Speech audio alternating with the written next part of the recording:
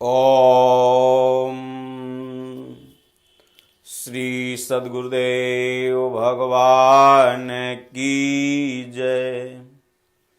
गुरु ब्रह्मा गुरु विष्णु गुरुदेव महेश्वरः गुरु साक्षात् परं ब्रह्म तस्मै श्री गुरुवे नमः।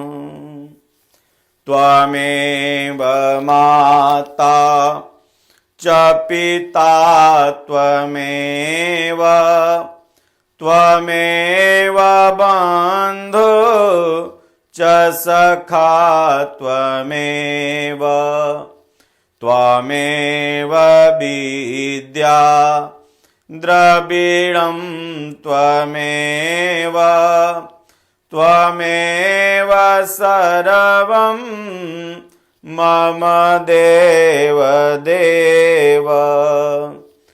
बोलिए श्री सद्गुरुदेव भगवान की जय। सज्जनों,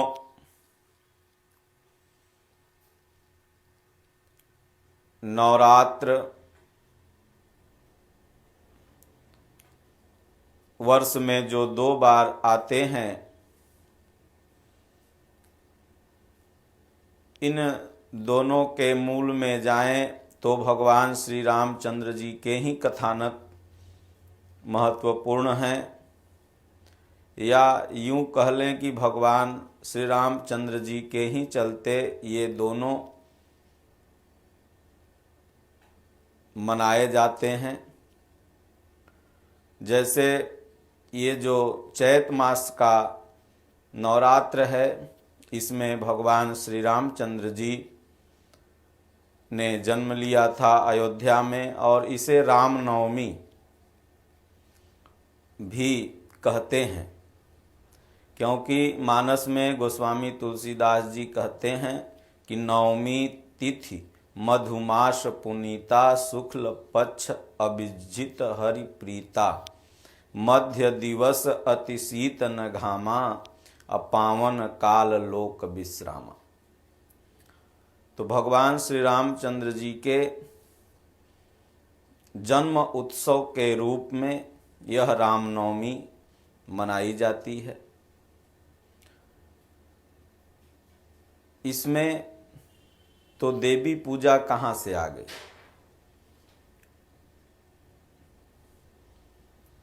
यह एक प्रश्न है। और अगर आप दशहरा, जो शीतकाल में नवरात्र होता है, तो वो दशहरा अर्थात भगवान श्री रामचंद्र जी रावण को मार करके और विजय उत्सव मनाए थे,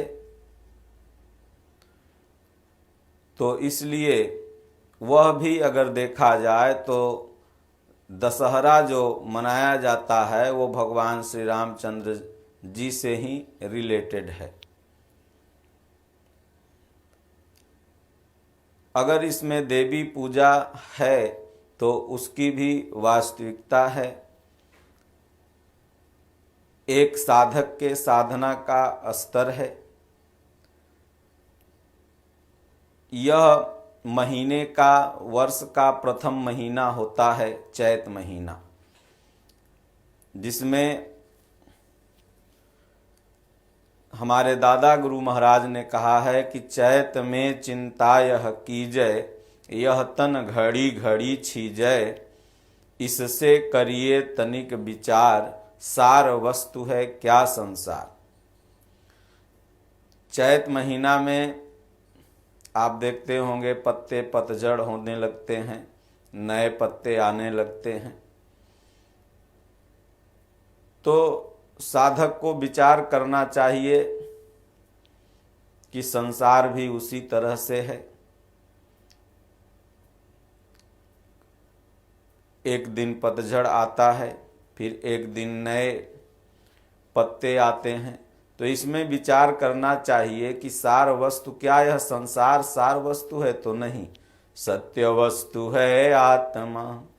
मिथ्या जगत प्रसार, नित्या नित्य विवेकिया, लीजय बात विचार। तो सत्य वस्तु है आत्मा और इस संसार का जो प्रसार है यह मिथ्या है।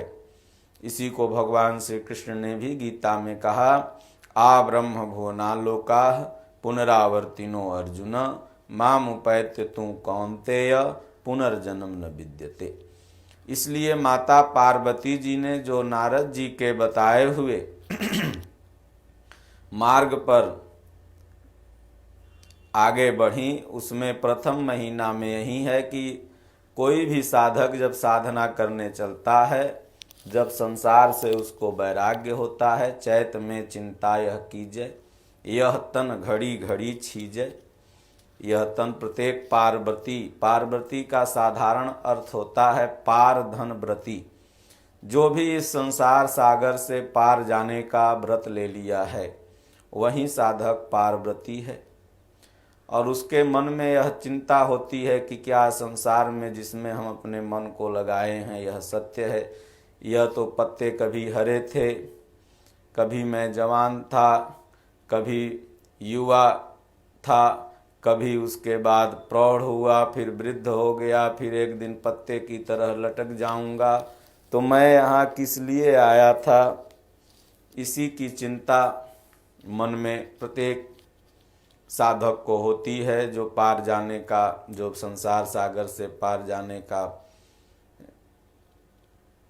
इच्छुक है, पार जाने के जिसके अंदर संस्कार हैं, जो नारद नाद धनरंद जैसे महापुरुष अगर मिल जाएं और वो उपदेश दे दें तो ऐसे साधक के अंदर चिंता हो जाती है। तो माता पार्वती जी ही जब तपस्या करने लगी तो उनके साधना के ये 9 जो देवी जी के नाम हैं वो अस्तर हैं।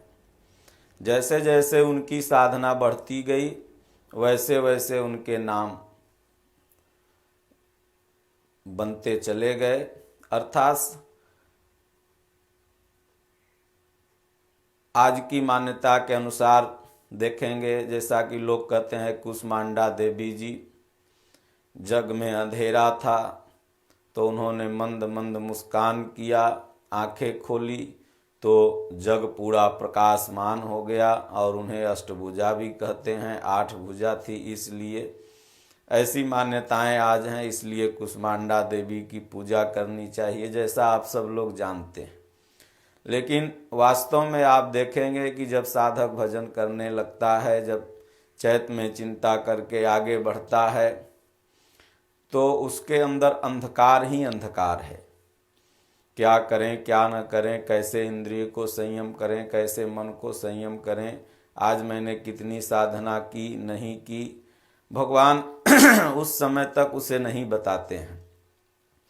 भगवान हृदय से रथी नहीं होते। जैसा पूज्य गुरुदेव भगवान कहते हैं कि मन बस होई तबहि, जब प्रेरक प्रभु बरजें।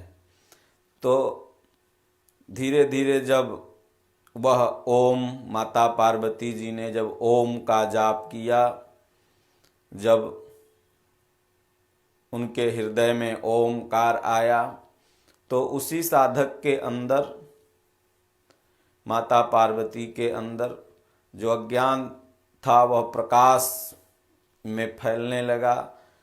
ओमाकार हो गया चारों तरफ पूरे ब्रह्मांड में। एक तो बाहरी ब्रह्मांड है और एक आपके शरीर के अंदर ही ब्रह्मांड है। इस ब्रह्मांड में जो अंधेरा था वह ओम नाम के प्रताप से, सद्गुरु की कृपा से, महापुरुष की कृपा से, नारद जी के बताए हुए रास्ते पर मन सहित इंद्रियों को तपा रही थी माता पार्वती जी। तो पूरे ब्रह्मांड में कुष्मांडा नाम इसीलिए पड़ा कि ओम की प्रतिध्वनि पूरे उनके हृदय में जागृत हो गई। जो अंधकार था वह प्रकाश के रूप में हो गया। इसलिए चौथे दिन माता पार्वती जी की ये चौथे नाम की पूजा होती है कुष्मांडा जी की। लेकिन आजकल लोग वही पूजा करते हैं जिसमें कामनाओं की पूर्ति हो।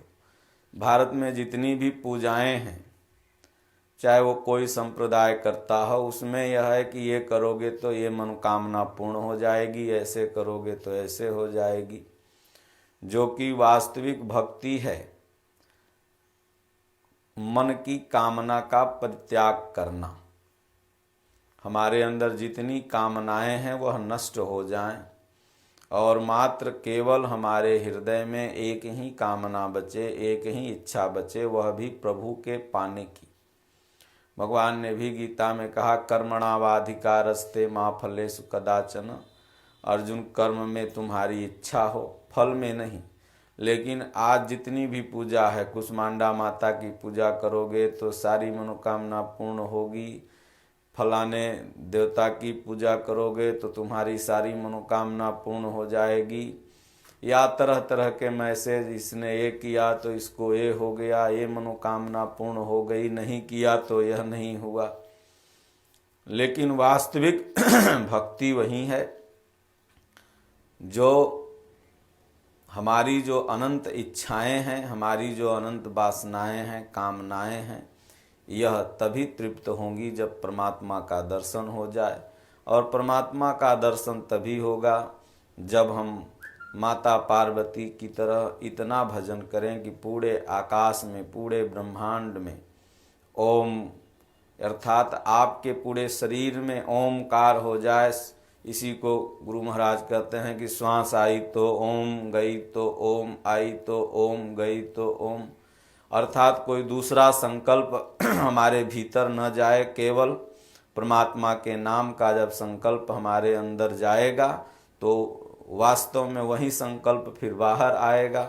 जब हम ऐसा करने लगेंगे तो वहीं चौथे नाम की तरफ जो माता पार्वती की स्थिति बढ़ी वह कुष्मांडा नाम पड़ा।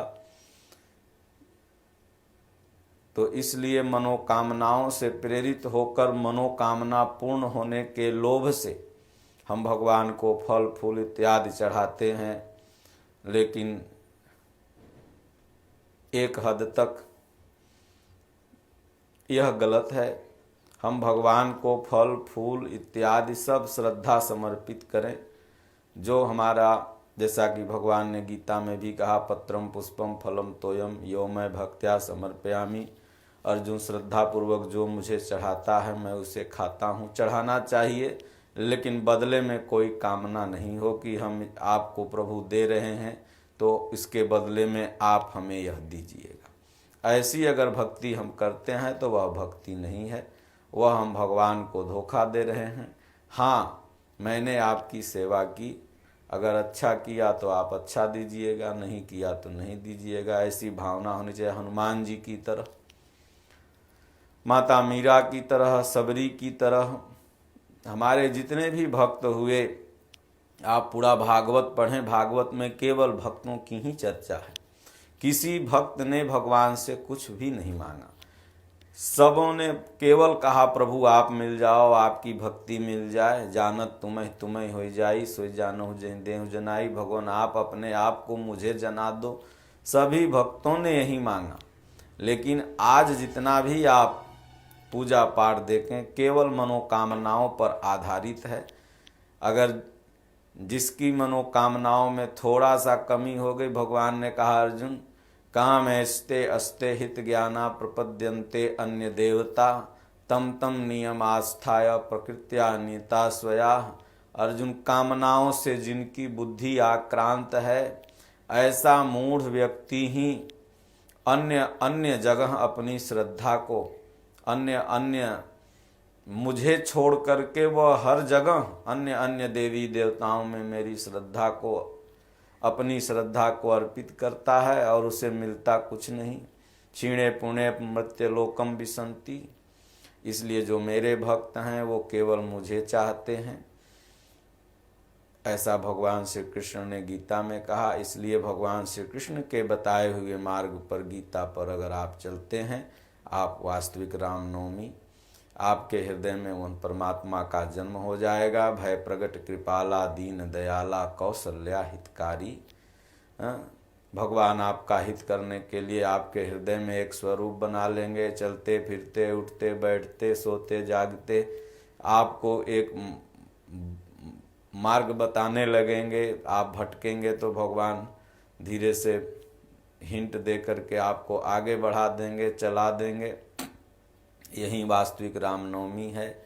और जितने भी भारतीय संस्कृति में पर्व हैं वो सब न कुछ हमें प्रेरणा देते हैं, बशर्ते कोई महापुरुष की शरण जाके उसके सही अर्थ को समझने की ज़रूरत है। इसलिए विश्वास के बाद जो विचार उत्पन्न होता है वह गलत है, विचार करके जो विश्वास उपजता है वह सही है। इसलिए हमारे महापुरुषों ने कहा कि बिना विचारे जो करे सो पाछे पछताए, काम बिगाड़े आपनो जग में होत हसाए। इसलिए विचार के, भक्ति भी हमें करना है तो विचार के, सिर्फ कामनाओं से प्रेरित हो गया कि भाई इसमें इतना ये मिलता है, ये मनोकामना पूर्ण होती है, तो मैंने गोबर गोईठा कुछ भी पूजना प्रारंभ कर दिया, ये गलत है। पहले हम विचार करें भगवान रहते कहाँ हैं, वो मिलेंगे कैसे, हमारे और महापुरुषों ने पाया कैसे। तो जब हम इस पर विचार करेंगे तो ध्रुव जी ने कैसे पाया, प्रहलाद जी ने कैसे पाया, भगवान शिव ने कैसे पाया, माता पार्वती ने कैसे पाया, तो हम इस निर्णय पर पहुंचेंगे कि नहीं,